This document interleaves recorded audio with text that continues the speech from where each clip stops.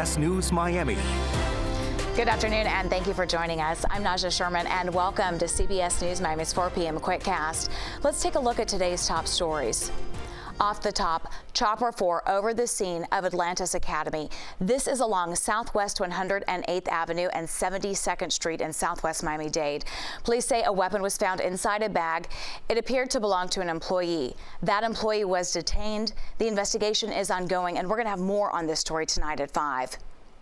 A Broward Sheriff's Office deputy has been arrested and accused of a crime involving a minor. You are looking at 35-year-old Deputy Jemiah Thomas. Thomas is charged with inappropriate contact with a child. Broward Sheriff Gregory Toney spoke about the ongoing investigation.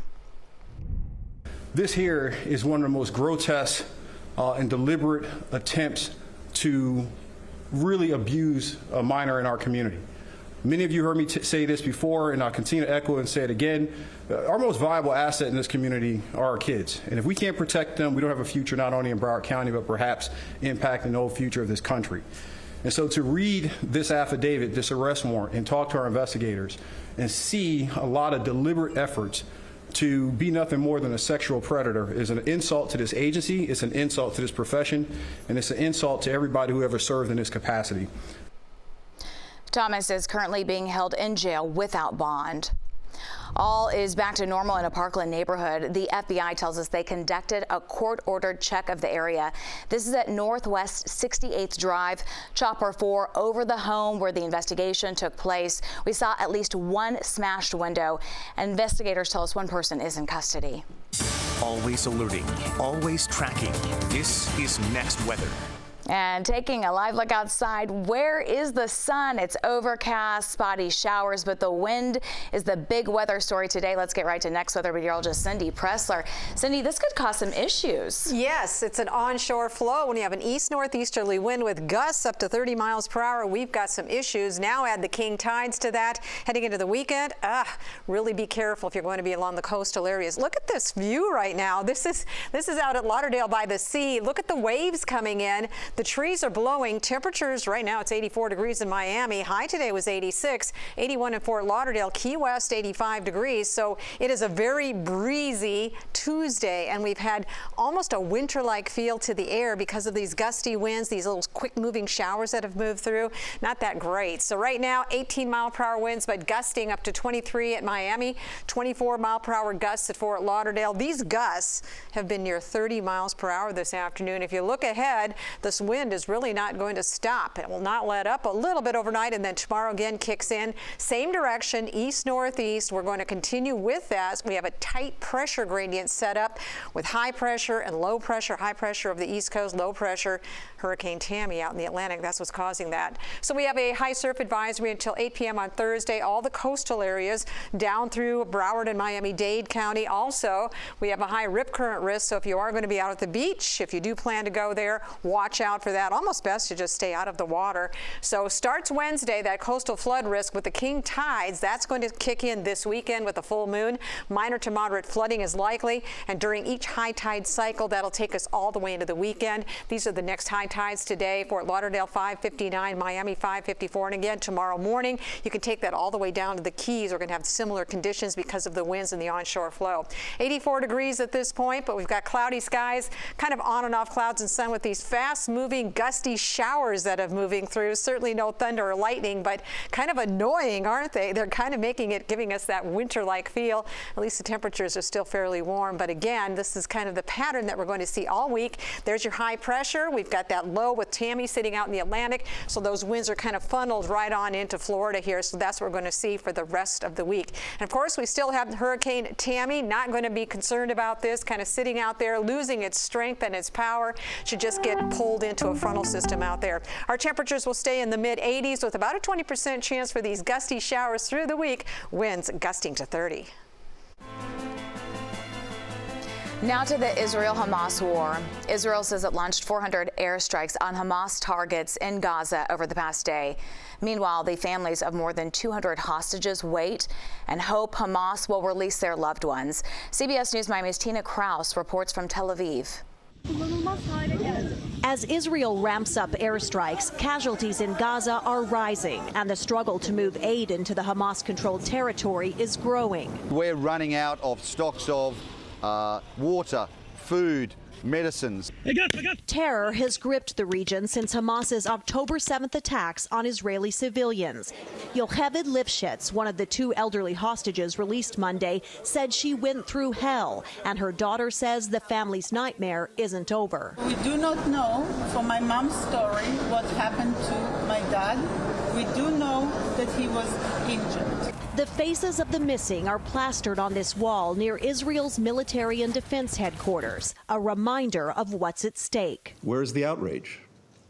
Where is the revulsion? At an impassioned UN Security Council meeting, U.S. Secretary of State Antony Blinken called for universal condemnation of Hamas's terrorism and the immediate release of hostages. I implore every member here, use your voice, use your influence, use your leverage to secure their unconditional and immediate release.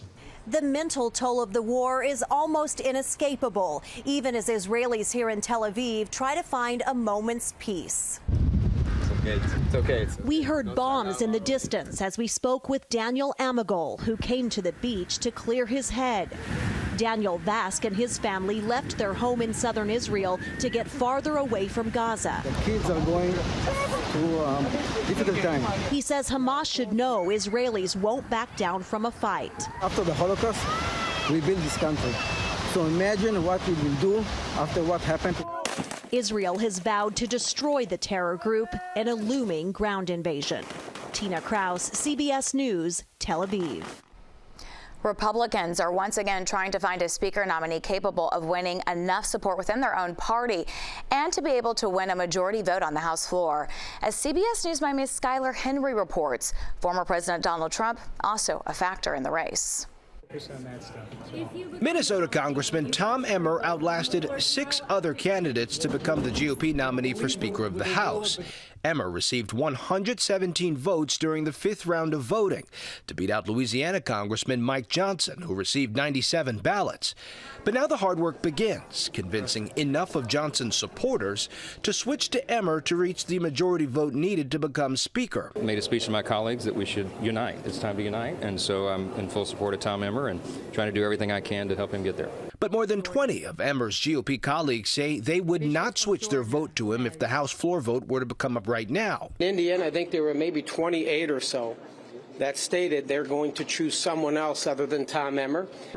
After 3 weeks of trying to elect a speaker, many House Republicans say they're sick of this process, and they're pushing for every Republican to unite together, elect a new speaker, and move on. But Congressman Emmer was one of the only speaker candidates who voted to certify the 2020 presidential election, putting him at odds with some of former President Trump's more vocal supporters in the GOP conference. He's had some issues with the former president. I think some of the comments that he's made in the past, I'm not going to get specific, but I think it's causing him some problems today. Emmer called Trump over the weekend looking for his support, but Trump urged supporters not to vote for Emmer, posting on social media, "I have wonderful friends wanting to be Speaker of the House, and some are truly great warriors.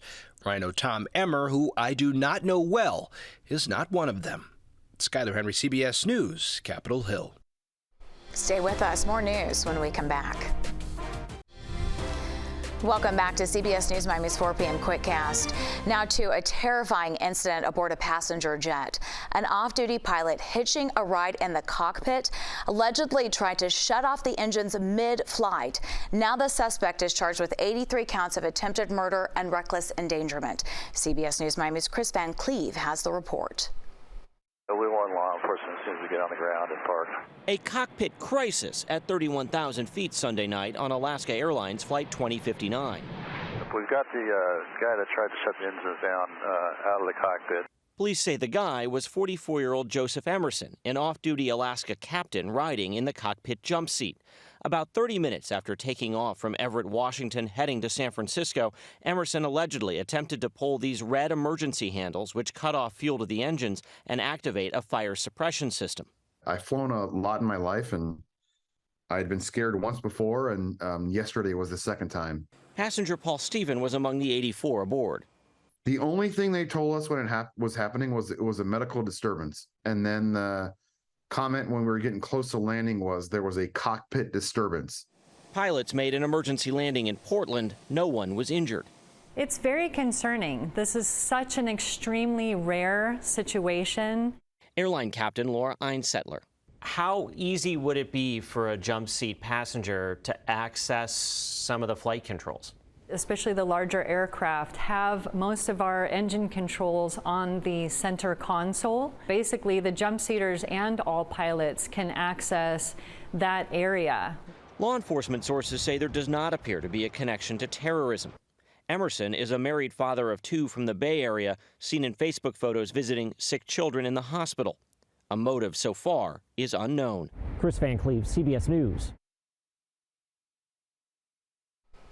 A woman who had been missing since Monday has been found safe. CBS News Miami's Elizabeth Burrow explains what happened. 54 years of marriage, 7 days of worry, and now relief, all depicted in this one photo. Margaret and Michael Galloway holding hands in the hospital where she recovers. She's doing great. Her tests are coming back good. She's awake. She opens her eyes and she smiles. Maureen Taylor calls her Miracle Mama. A week of searching with dogs, drones, divers. She told me they knew they'd find her, but didn't know the condition she would be in. Alive. So when deputies knocked on the door late Sunday afternoon, all of us were there. And they knocked on the door and they said, follow us. And they said, we found her and she's alive. And we couldn't believe it. So, and then she was lying on the floor. Even the detective, the sergeant at the time that found her, said when he saw her, there's no way she could have been alive. He gets down on his knees and he says, Margaret, Margaret. And she opens her eyes and he said, like, he almost had a heart attack because he wasn't expecting that. Nobody was. 6 days, no food, no water, no light. There's no windows in the garage. The garage door to the house was locked. She couldn't open the garage door. The neighbor across the street just got back into town, checked their side ring doorbell and spotted this, a fuzzy white figure in front of an open garage. So my mom must have crawled into that car in the garage. The lady closes the garage door, goes on vacation. She's in Pennsylvania. She doesn't know this is going on. They were able to get a hold of her daughter. Open the garage, and there's my mom. Wow, quite a story. Glad she is okay. And that was CBS News Miami's Elizabeth Burrow reporting. That's your Quickcast. I'm Naja Sherman. Stay tuned for more news right here on CBS News Miami.